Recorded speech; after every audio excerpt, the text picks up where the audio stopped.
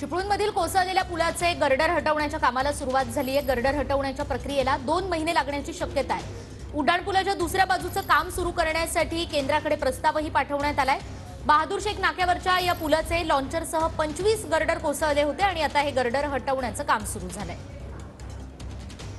गोवा महामार्गावरील चिपळूण येथील कोसळलेल्या उड्डाणपुलाचे गर्डर बाजूला करण्याच्या कामाला या ठिकाणी सुरुवात झालेली पाहायला मिळते। तुम्ही बघू शकता की 2 महिन्यापूर्वी याच ठिकाणी बहादूर शेख नाक्यावरचा जो उड्डाणपुलाचा काही भाग जो आहे तो कोसळलेला होता। आता या ठिकाणचे गर्डर जे आहेत ते हटवण्याच्या कामाला या ठिकाणी सुरुवात झालेली पाहायला मिळते। भली मोठी क्रेन यासाठी या ठिकाणी आणण्यात आलेली आहे आणि तब्बल अजूनही 1.5 महिन्याचा कालावधी हे गर्डर हटवण्यासाठी लागणार आहेत।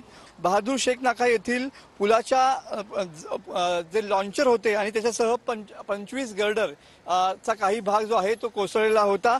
काही टन वजनाचे हे गर्डर बाजूला करण्याचं मोठं आव्हान या ठिकाणी असणार आहे, कारण का तुम्ही बघू शकता की मुंबई गोवा महामार्गावर या ठिकाणी दोन्ही बाजूची ट्रॅफिक सुरू असताना हे गर्डर बाजूला करण्याचं काम या ठिकाणी सुरू आहे।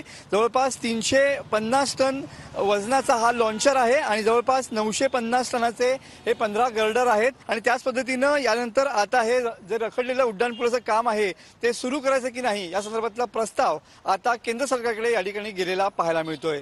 कॅमेरामन समित गजनेसह मी मनोज देले, TV9 मराठी, चिपळूण।